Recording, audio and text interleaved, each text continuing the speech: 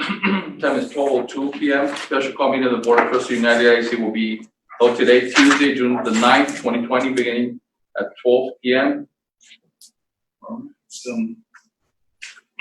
Time is, as I mentioned, 12:03 now. And I'm gonna have everybody call roll. I know I have some board members online. President, myself, Ramiro Vélez III. Ricardo Molina Sr. Alisa Oliveros.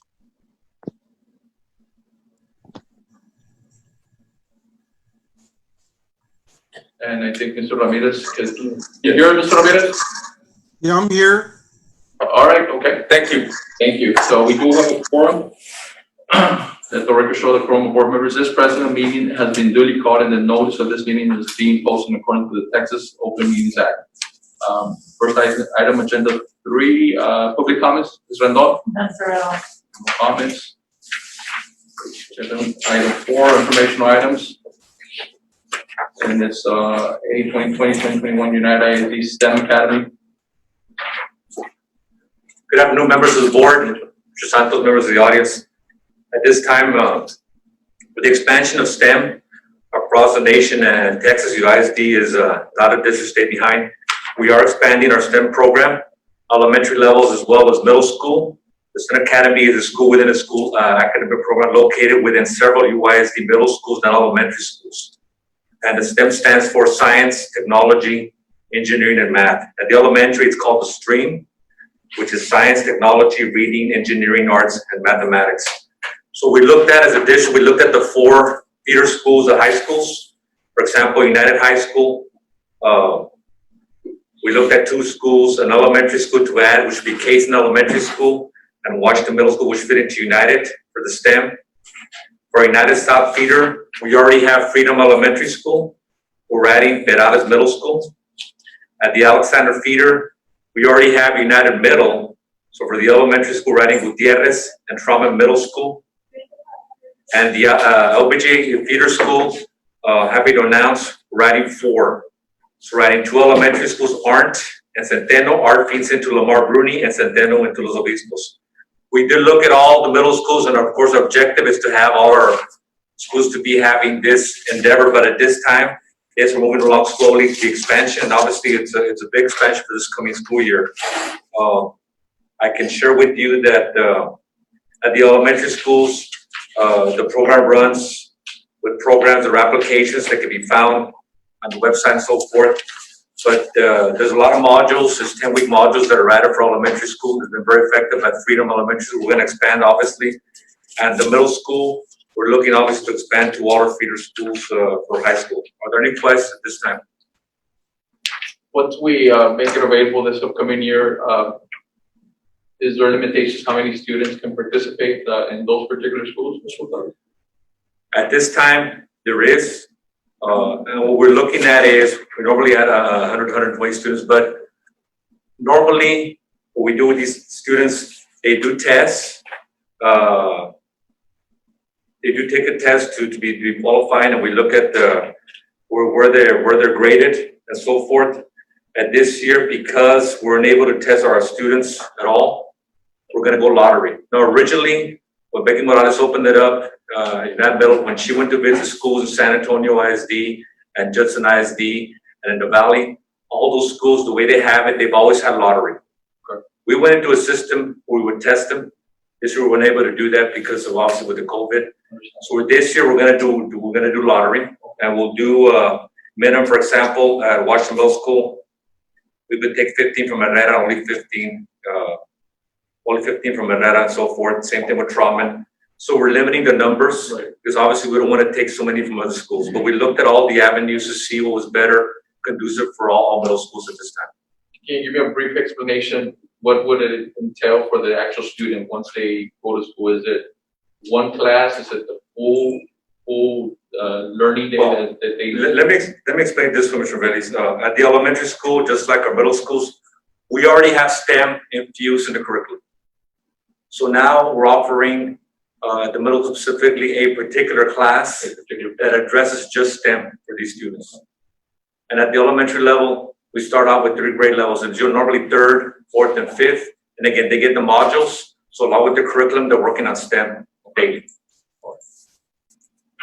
Would it be a year-round, Yes, sir, it is. class for It's the year-round. student? They are It is year-round. start the program?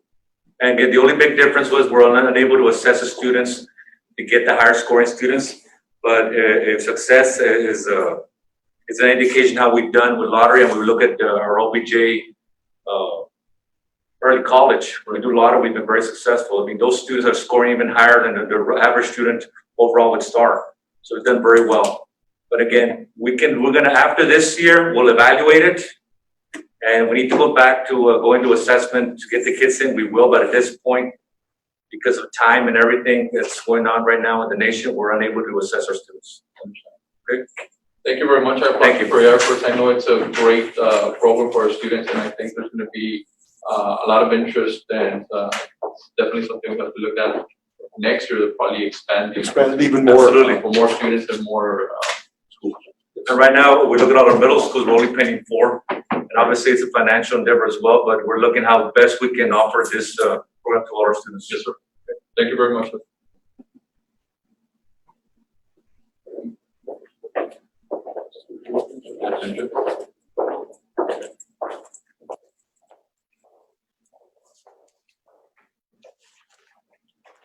Judge Gilpin present in the meeting here at the boardroom. Item 5A, approval or revisions to 2020-2021 academic calendar. On there. Can you all show the calendar? We have been, good afternoon, first of all. We have been looking at revisions to our academic calendar, which you all approved in December of last year. And so we have gone through various scenarios and listening to our state, the guidance that we have received from them. They're actually looking at more of a year-round calendar, and there's been a lot of talks about that. However, because we feel that students should have the opportunity to, especially our high school students, we have a very strong partnership with our local universities and college here, that we would like to have them be able to attend coursework in the summer, whether it be semesters or summer sessions and so forth. So we did come in with a new calendar revision, which allows our students to come back in. It's only a day difference that we have. And so previously we were scheduled to come in on August 11th for our students. So you see the little red apple there, first day of school. Now we're coming in on August 10th. But what we did tweak, and I want you to go back and look at it, is that everything that you hear and read about COVID is that it should hit us probably in the wintertime. So what we did is we expanded, we can move that up a little bit. We have expanded our winter break to include a full 3 weeks of holiday period for our employees and for our students. And so you look at that, our students almost have 3.5 weeks. And so our students start the semester again on January 13th, all right? Which would allow 3.5 weeks of a break period. It allows our schools to be, we're gonna clean every day, disinfect every day. However, deep cleaning of our schools will be done during that particular break. We still have our Thanksgiving break. Our Christmas break is a little longer. February is the same holidays, except we did take one. Spring break is the same. And Easter break is the same. And we do complete the school year by our students will finish May 27th, and our graduations will be held hopefully on May 28th and May 29th. What this does and what it allows is that it allows for a more balanced semester system. So you look at first semester, 87 days, and the second semester would be at 88 days, which is very, very balanced for a total of 175 days of instruction. I think the other key here is when you look at June, that allows our, next year's or this coming year's freshmen to be sophomores and juniors and seniors to be able to take coursework at LC. I think they start on the 31st. The first of June. Yeah, 1st of June. And we didn't want our students to miss out on the opportunity to be able to take those courses. And obviously there's no charge to the students, no charge to the district. And I think it's a key for us to try to finish at 28, 29. And then we'll see as the year goes on. I think structurally, I think Mr. Gonzalez and his staff feel very comfortable, especially on the balanced days per semester. So we have looks like we have the Thanksgiving week off as well. Yes, sir, we do, yes, sir.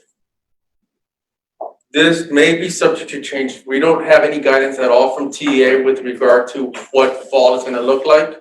So, definitely you can approve it today. And if something comes up from the agency this week or next week and it causes some type of disruption to this calendar, then We'll come back. come back. Our approving right now, it basically just ensures that we are. Well, I think what this ensures is for us, a couple of things. Number one is personnel, to be able to identify when the starting date of the employee, especially the 240, 226, and so on and so forth. And the other item, it allows us to begin to prepare, and also for the parents to get an idea of when our first day of school is. And those are really key. And at the end of the day, is when we finish, as we've been talking to LC, when they complete they start their summer session.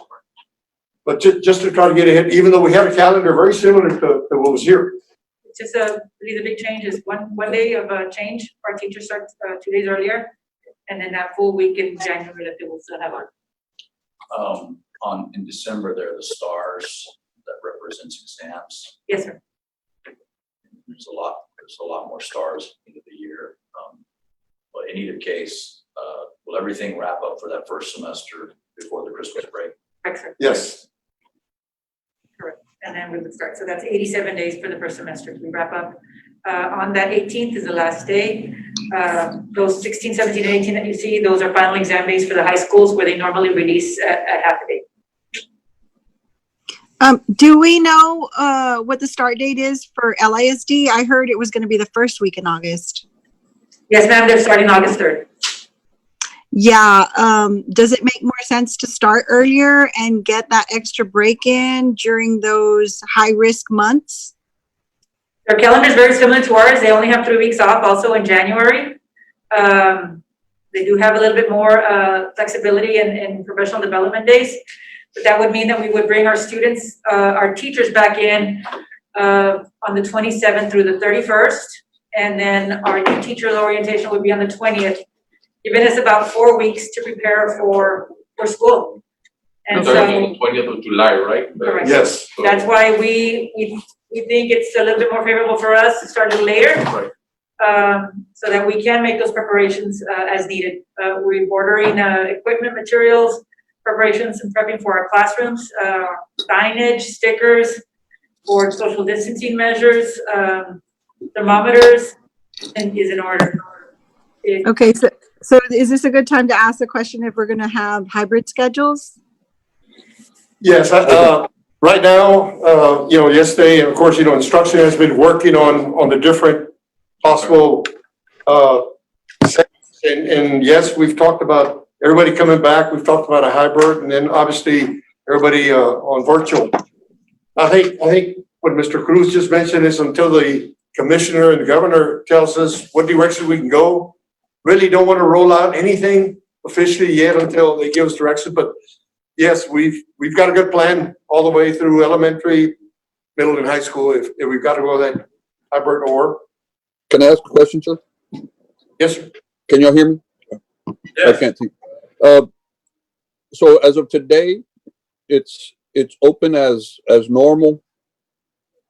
And depending on what the governor and the commissioner indicate to us, I guess in the next few weeks, we'll be able to adjust if we're going to do, a hybrid kind of schedule or an AB day or a completely virtual. Is that pretty accurate? That's correct, Mr. Montemayor. Until the governor and the commissioner tells us what it is that we need to do, I think we can adapt to any of the different plans, and we've got several plans, working with Mr. Gonzalez and his staff.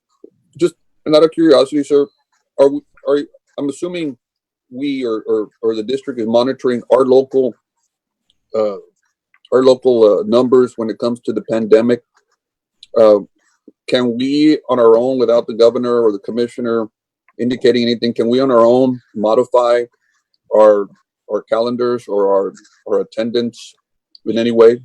No, and the reason I say no is because it very well could be that they don't allow us to do distance learning virtual. And if they don't, then we don't get funded. So the key is really everything, it will be centered around the commissioner and the governor. I think all of us feel that they would allow us to do a hybrid. But I think until officially they share that with us, really can't officially put a plan out. I know Ms. Lindon has sent a survey to the parents. It should be going out today.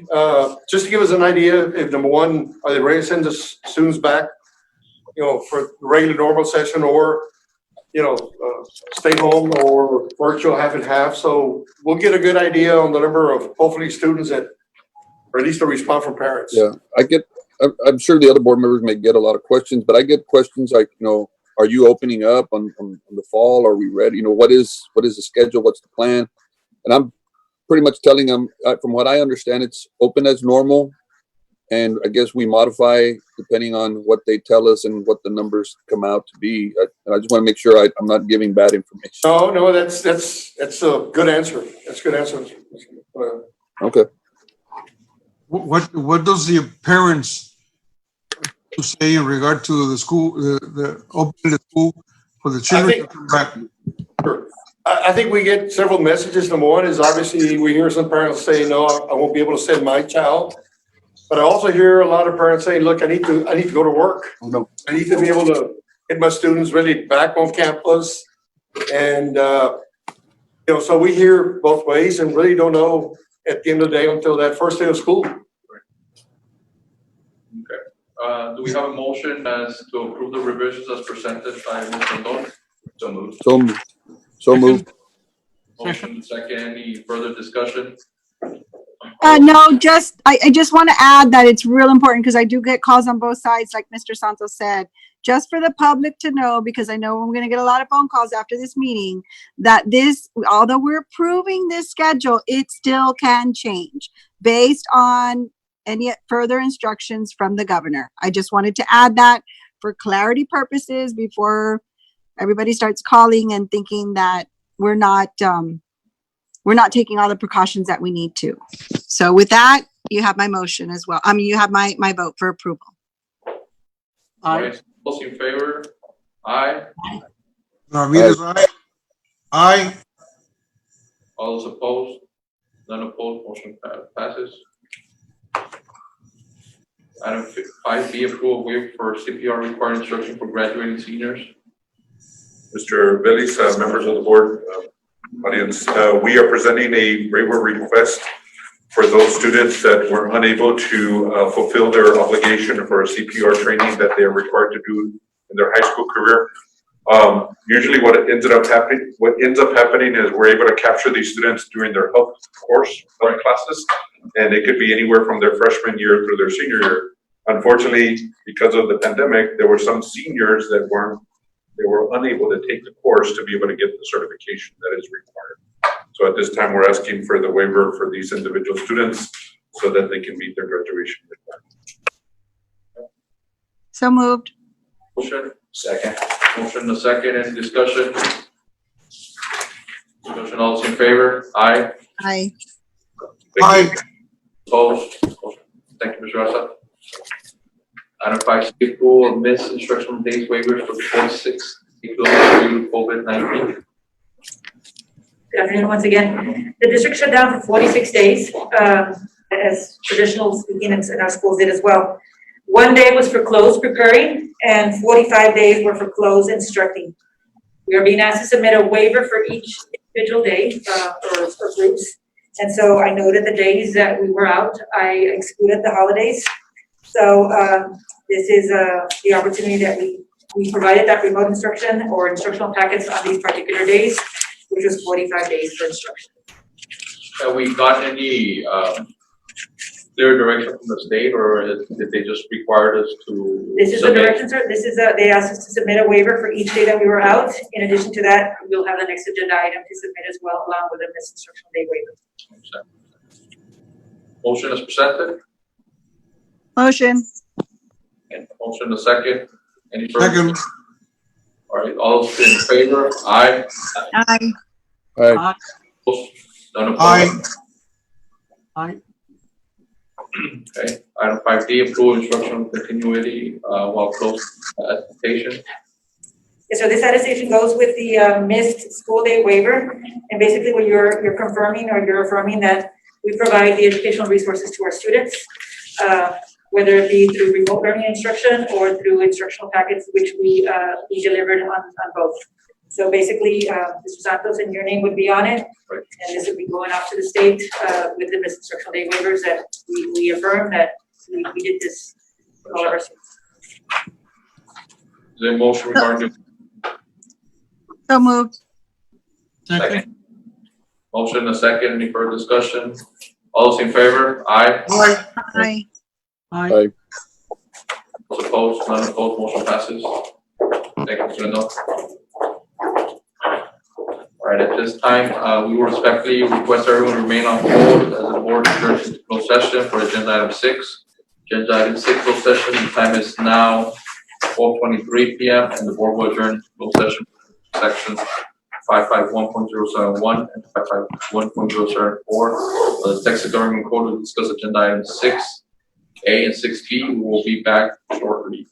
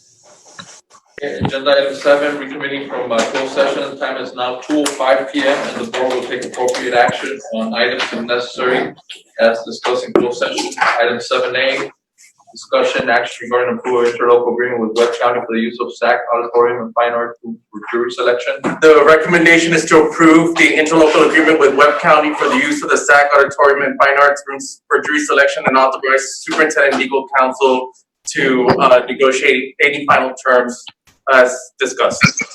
Accept recommendation. We have a motion. Do we have a second? So moved. Second. Second. Second.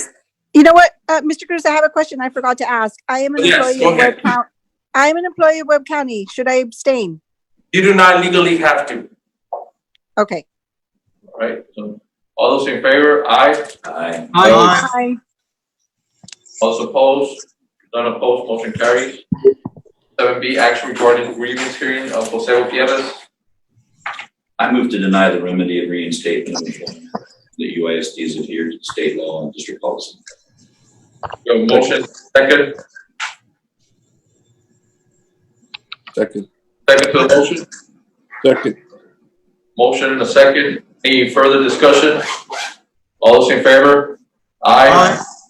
Aye. Are all those opposed? None opposed? Motion carries. And with that, adjournment.